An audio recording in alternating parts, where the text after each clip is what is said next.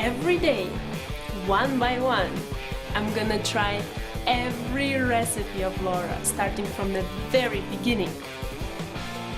Come, join me on my challenge. Let's go!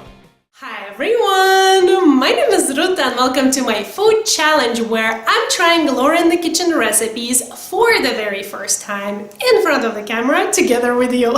And today I'm really excited to try for lunch Laura's baked chicken, pesto baked chicken. It's so appetizing sounding, and I have a feeling that this recipe will actually be perfect for work days because from what I'm seeing, it seems like it will be super quick to make, and also I feel like this will also be a very good recipe to have in mind for any kind of get-togethers, because again, there won't be any difference whether to cook for 2 or for, let's say, 8, which is great.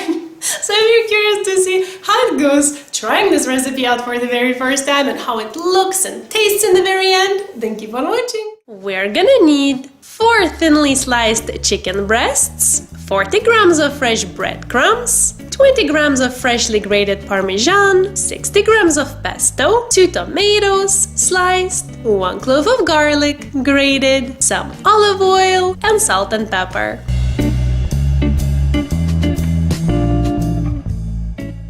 I've started by turning on my oven to preheat to 230 degrees and by lining a baking sheet with some aluminum foil. And now I'm gonna drizzle it with a little bit of olive oil so that the chicken wouldn't stick. And then once that's done, the chicken goes here. And then I'm gonna season it with some salt and pepper. And a very neat trick I've learned today with the chicken breast, if you have one big piece of it and if it's frozen, then it's perfect. Just thaw it out for a couple of hours on the countertop and then slice it as thin as you want, and voila!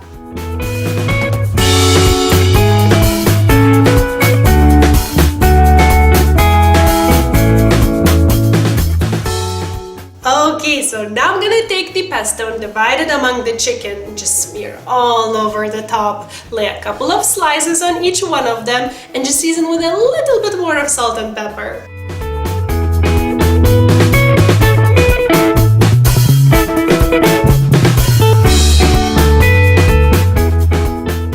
Okay, now we can set this aside just for a moment and make the topping. So to a small bowl, I'm gonna add the breadcrumbs, parmigiano, grated garlic, a little bit of pepper, no salt because this is really salty and I feel like I already salted everything plenty, and just a drizzle of olive oil and just mix everything together.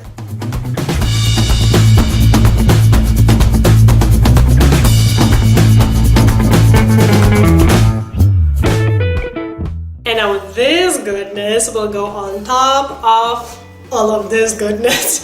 And then just a tiny bit more of olive oil. I feel like I said that quite a lot in this recipe already, but I guess it's needed. And then all of this will go into the oven for 15 minutes.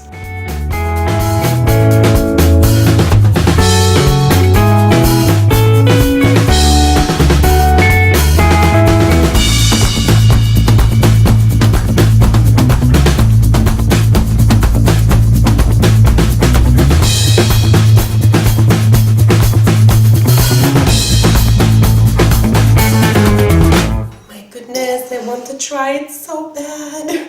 This smells really good. The table is so low. I literally have to bend to reach it. Boy, oh boy, am I excited about this bite. Oh my god. It's so crunchy on the top and so juicy on the bottom or in the middle. Oh my goodness. Okay, don't mind the please plate. It's a mess, but can you see? I'm not sure how much I've zoomed in, but the combination is just divine. Pesto, if you like this caprese-like, vibe, this is basically it. Pesto with tomato, the crunch on the top. Oh my god, because otherwise it's really juicy. And it's really nice. I mean, no one likes dried chicken, but it's like little sprinkles on the top of the chicken. This is so good. This is so quick. Oh my god. This, I have a feeling, the part I'm most excited, almost no cleanup. If it didn't seep into underneath the aluminum foil, oh my goodness. Let me show you how it looks in the baking sheet because it looks prettier there. I kind of made a mess while trying to cut it in the plate. Look at this! Oh, glorious. Here's Laura's.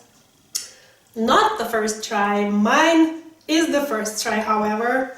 I'm trying not to tilt too much because I see some juices and you know I'm all about not cleaning up.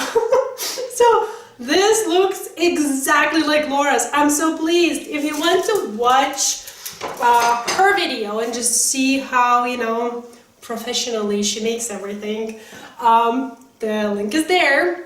If you want the written recipe, it's in the description box down below. It's both in American and the metric systems because I am converting every single recipe I try into the metric system. And that's it. You're welcome. I'm gonna go. I really suggest to try this recipe if you're not a vegetarian because this is a bomb. Actually, I'm thinking, even if you make it on some sort of a veggie, like, let's say, eggplant, I have a feeling it would work. Would it though? Would it? Okay, I'm not at that place yet where I could create my own recipes, but I love trying Laura's. So thank you so much for watching. I really hope that this was fun and helpful. And chicken, I wanted to say parm, but it's pesto. Pesto chicken and I are signing off. Bye!